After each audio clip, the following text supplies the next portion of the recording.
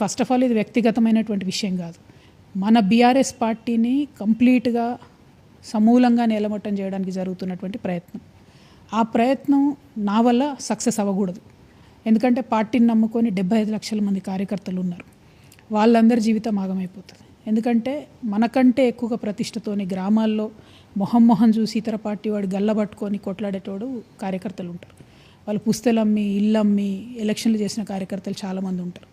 అట్లాంటి కార్యకర్తల జీవితం నేనొక్కదాన్ని జైల్లో ఉండలేను, నాకు ఇన్కన్వీనియన్స్గా ఉంది అనేటటువంటి అంశంతో నేను రాజీ పడలేదండి.